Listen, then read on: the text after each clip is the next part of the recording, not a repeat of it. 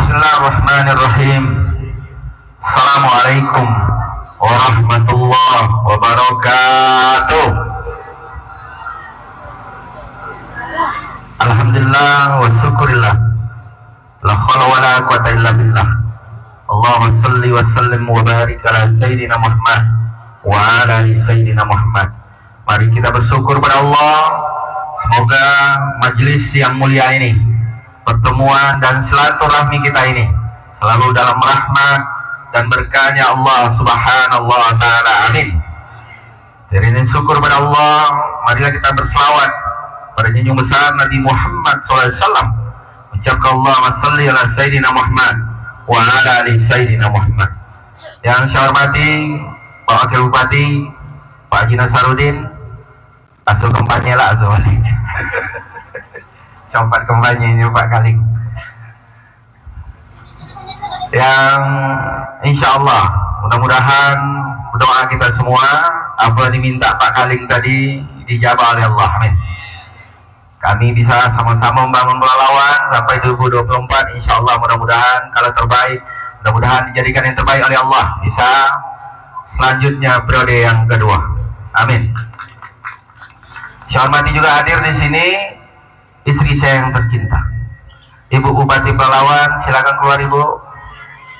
Ya, Ibu kalau mau foto mungkin langsung karena Ibu Bupati masih ada acara di Kerinci. Jadi sepertinya mau pamit juga sekalian. Ya. Terima kasih Ibu. Yang saya hormati para kepala dinas yang mendampingi kami, cukup banyak yang hadir pada kesempatan hari ini yang tak bisa saya sebutkan satu persatu. Yang terhormat anggota DPRD Kabupaten Pelalawan, Ketua Komisi 3 Bapak Charles. Silakan berdiri Pak Charles. Biar masyarakat kenal lah. Uang sore kok. Yang saya hormati Pak Camat, Pak Lurah, Pak Sekcam, Pak Puseklur, dan teristimewa buat Ketua Panitia Pak Kaling dan seluruh tokoh, para alim, para ulama, seluruh masyarakat Kampung Baru, Kelurahan Sore 1, Kecamatan Pangkalan Kuras yang tak bisa kami sebutkan satu persatu yang hadir pada kesempatan yang berbahagia ini. Atas nama berdua kami Zukri Nazar, aku Bupati dan Wakil Bupati mengucapkan ribuan terima kasih yang tak terhingga atas kehadiran bapak-bapak ibu semua pada acara syukuran ini. Semoga setiap langkah kaki bapak-bapak ibu semua diganti oleh Allah menjadi amal ibadah besok di yaumil akhir. Amin. Bapak-bapak ibu semua, pada kesempatan ini juga kami berdua ingin menyampaikan permohonan maaf. Semestinya acara syukuran ini dilaksanakan memang setelah kami dilantik. Tapi memang sesama-sama kita ketahui, kami ini dilantik bulan April 2021. Di tengah jalan dilantik dan dalam kondisi COVID. Jangankan nak beracara segodang iko, nikah pun payah wadi. Nak memisahkan anak pun susah. Masyarakat aja susah, apalagi yang namanya bupati. Kalau acara karena menjadi contoh pasti tak dibolehkan. Itu memang risikonya sangat besar. Bahkan ada yang kepala daerah cuma buat acara itu ditegur, diberi sanksi oleh pemerintah pusat. Jadi makanya acara ini tertunda-tunda, tapi walaupun tertunda, acara ini tetap bisa kita laksanakan. Yang paling penting adalah ini adalah bukti kita bersyukur kepada Allah. Bersyukur pada Allah atas amanah yang diberikan kepada kami berdua, kepada Zukri Nazar. Yang paling penting adalah doakan supaya kami tetap istiqomah menjadi pemimpin yang adil dan amanah. Amin. Bapak-bapak, ibu semua, pada kesempatan ini tentu juga kami ingin menyampaikan, kami ini dengan Pak Nasar ini menjabat Bupati, Wakil Bupati, periode ini memang singkat, cuman 3,5 tahun.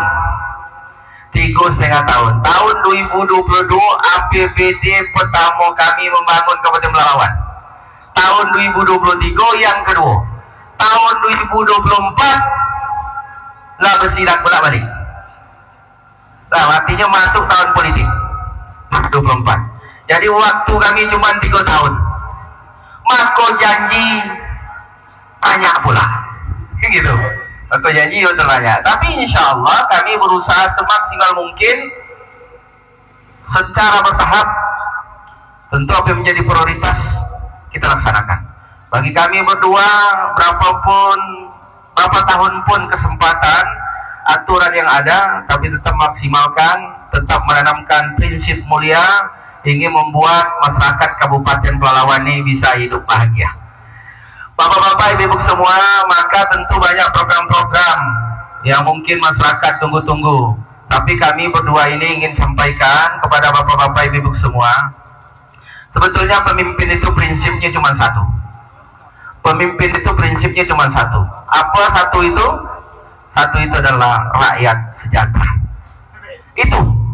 Passwordnya cuma satu, rakyat sejahtera. Pemimpin pemerintah itu tak ada kata lain rakyat sejahtera. Untuk apa kita bangun itu, bangun ini, bantu itu, bantu ini, kata ini kalau rakyat miskin. Maka barometer kesejahteraan itu adalah kemiskinan. Ini yang menjadi prioritas kami.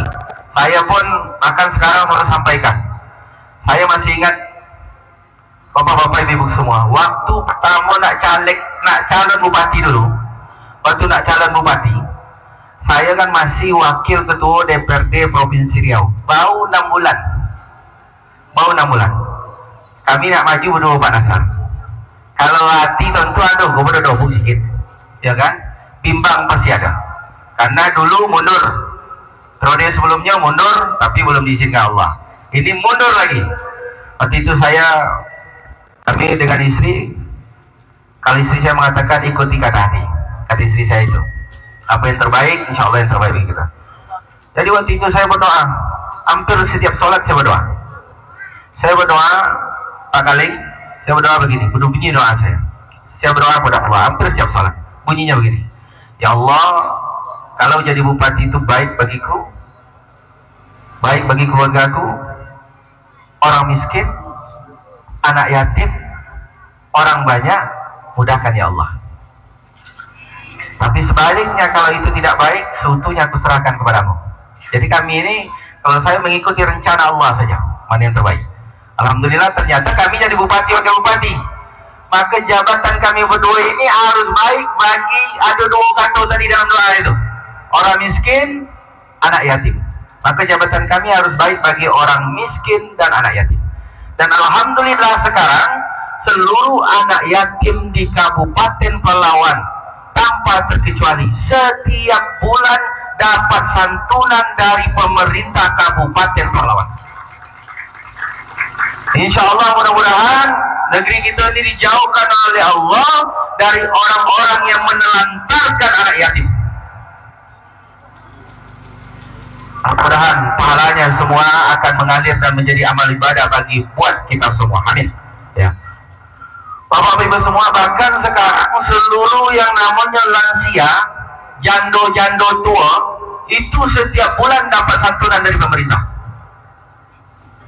Seluruhnya. Nah, kalau imam masjid, muazin, itu tinggal pendataan. Mestinya seluruh masjid di Kabupaten Pelalawan ini nama imam masjid, muazin, berdua ini setiap bulan juga dapat bantuan dari pemerintah. Kalau dulu yang kita bantu baru masjid paripurna, masjid kecamatan. Kalau sekarang sudah seluruh masjid, hampir seluruh masjid. Tinggal mungkin kalau datanya belum masuk Pak Khalid, nah ini tanggung jawabnya Pak Lurah dengan Bu Camat. Nah, itu Pak Lurah Bu Camat. Kalau kami ini kan, mana data anggaran dibagi. Nah, kalau tak masuk, siap-siap itu tanggung jawab Pak Lurah yang Pak Bu Camat gitu. Ada usul tak sampai kami lagi dah. Jadi gitu.